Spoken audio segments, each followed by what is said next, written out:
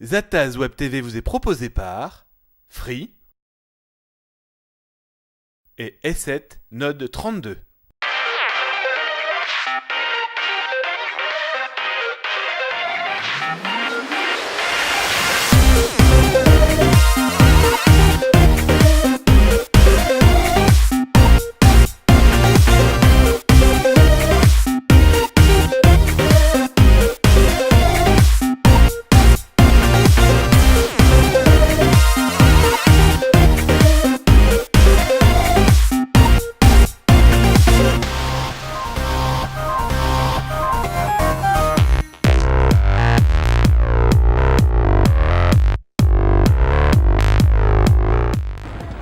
Salut, c'est Zataz Web TV du mois de mars. En ce mois de mars, actualité underground, sécurité informatique et vie privée, mais aussi du piratage avec l'interview d'un jeune internaute passionné par le piratage informatique. Il va nous expliquer ses motivations. Découverte aussi de la nuit du hack 2013 avec les nouveautés à ne pas rater cette année. Bref, des tests matos, de la vie privée, de la sécurité informatique et du hacking. C'est Zataz Web, c'est le mois de mars. C'est parti!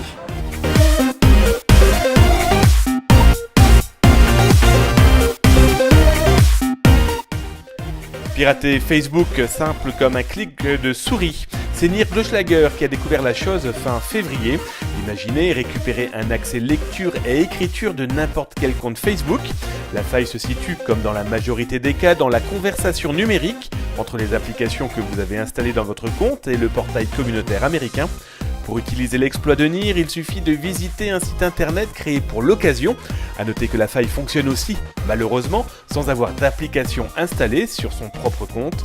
Pour pallier cette potentialité malveillante qui exploite la non-expiration des tokens, vous savez, les fameux jetons de connexion, eh bien, il faut changer son mot de passe. Mais honnêtement, qui penserait à changer son mot de passe à chaque visite d'un site un peu bizarre? Bref, pour le moment, la faille n'est pas corrigée. Prudence.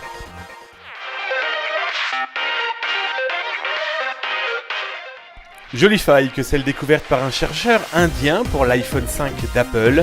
Un bug technique pour les uns, clairement une porte cachée d'accès pour les autres. Le problème découvert permettait de passer outre le mot de passe installé à l'entrée du smartphone. En quelques manipulations, le sésame du téléphone ne servait plus à rien. En tapant 112 dans la partie appel d'urgence, en raccrochant dans la foulée et en cliquant sur quelques boutons du précieux, un pirate pouvait mettre la main sur vos données, voire même téléphoner sur votre compte. Bref, une faille qui piquait les yeux. Heureusement, Apple a fixé le bug. En attendant, un conseil, ne tardez pas à mettre à jour votre téléphone si vous ne voulez pas vous faire piéger.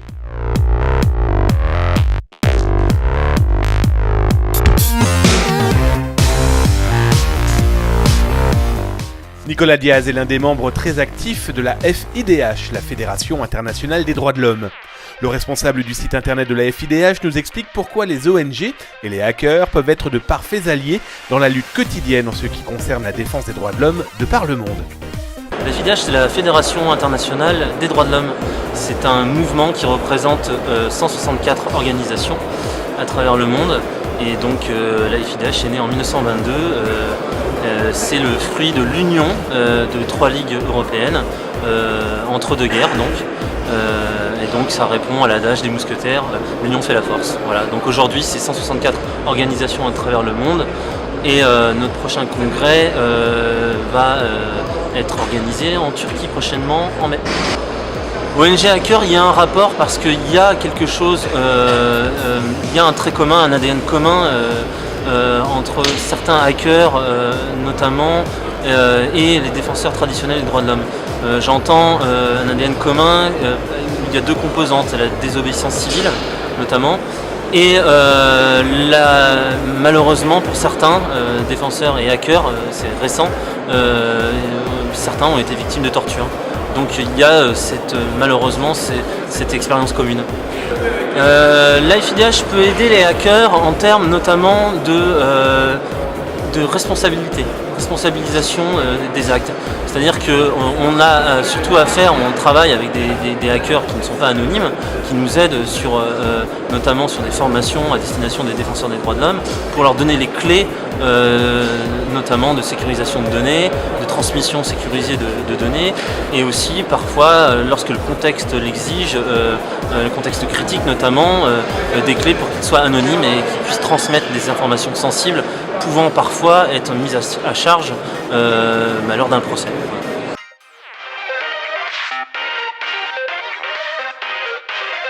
Anonymous a manifesté avec humour sur le site du gouvernement américain dédié à la commission des sentences du département de la justice US. Beaucoup d'humour pour cette manifestation pacifiste sur le site usc.gov. Alors la technique est assez étonnante, je vous avoue, c'est très rare de voir ce genre de choses. Eh bien Anonymous demandait aux internautes qui visitaient ce site de taper un certain nombre de touches sur son clavier. Une fois fait, eh bien un petit vaisseau, un vaisseau tiré d'un jeu vidéo de chez Konami, eh bien permettait de détruire l'intégralité du site. Chaque partie détruite, eh bien affichait un certain nombre de points. Une manifestation donc assez étonnante, c'est très rare de voir cette méthode de communication. En tout cas celle-ci avait une tendance à marquer les esprits, ce qui ma foi fort intéressant pour un activiste qui veut manifester. Toujours est-il que le gouvernement américain n'a pipé mot sur ce piratage. Nous on a gardé quelques images car quelque part pour la postérité et pour cet activisme assez débridé, ça permet de se garder tout ceci en mémoire.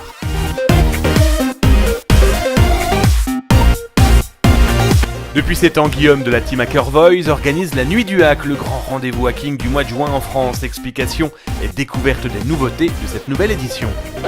Cette année, on va avoir quelques nouveautés, c'est-à-dire un wargame qui va être essentiellement en filaire, donc fini Wi-Fi, donc par rapport aux désagréments qu'on a depuis quelques années dû à l'affluence en fait des participants et aussi à quelques petits malins qui sont amusés à détériorer, on va dire, le système Wi-Fi.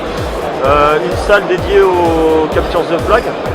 Voilà, toujours des partenariats avec nos amis de Zataz, Novoche, Corben.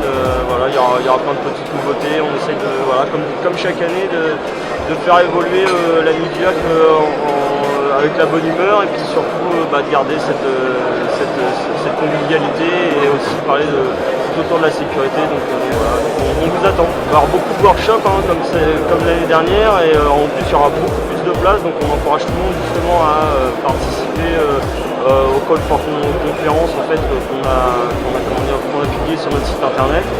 Et voilà, donc n'hésitez pas à envoyer vos propositions, puis on vous répondra, puis ça sera avec plaisir qu'on vous accueillera, puis on vous proposera un stand pour justement présenter les petites actualités, vos nouveautés, vos projets, et voilà.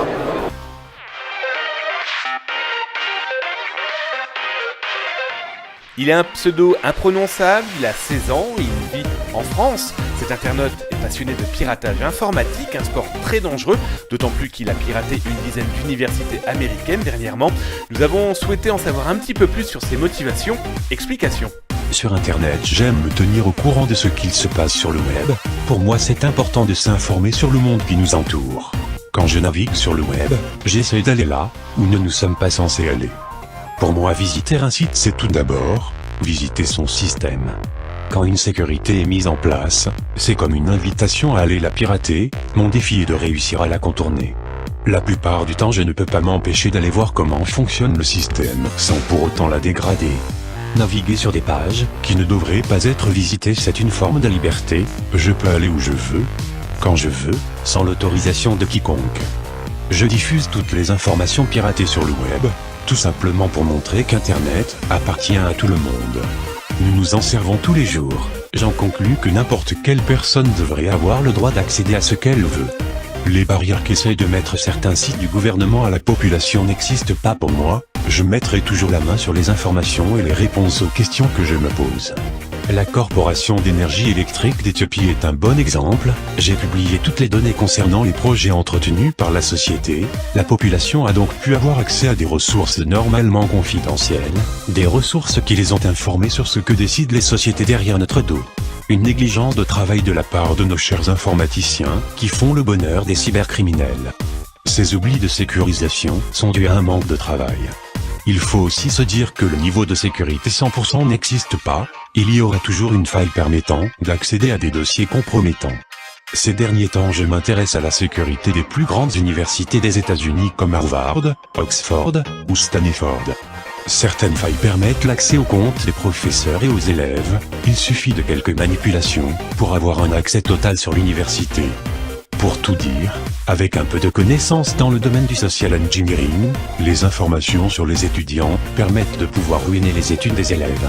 Je pense que dans les débuts de l'Internet, personne n'avait prévu que le web allait devenir le lieu d'une cyberguerre. Le monde d'aujourd'hui peut être comparé à la matrice, la plupart des hackers savent très bien que le monde d'aujourd'hui est entièrement informatisé. Tout ce que nous faisons dans la vie réelle se retrouve sur le web, tout ce qui est publié sur le web ne pourra plus jamais en sortir. Internet est un champ de bataille, ce n'est pas seulement une guerre entre les hackers et la police, elle affecte aussi de simples internautes.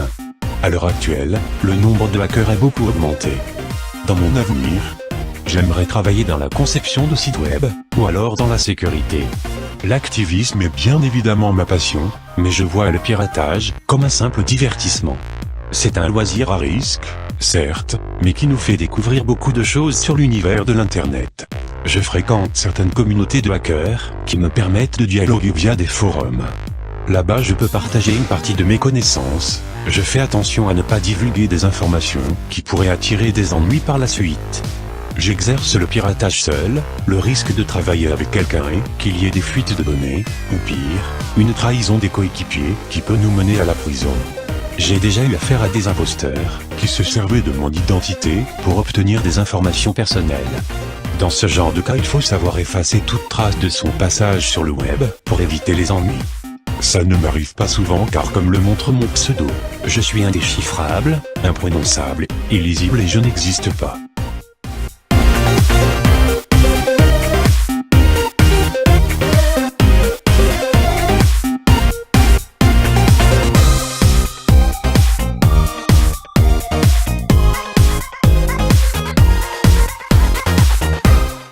Allez, Atlas Web TV, c'est terminé pour ce mois de mars. On se dit au mois prochain, même période et même heure. Et je vous invite à aller jeter un petit œil du côté de notre hors-série spéciale Maroc et Marrakech, où nous sommes allés faire un tour lors de 2 jours complètement fous dédiés au hacking. Bref, on se dit au mois prochain. Ciao, ciao.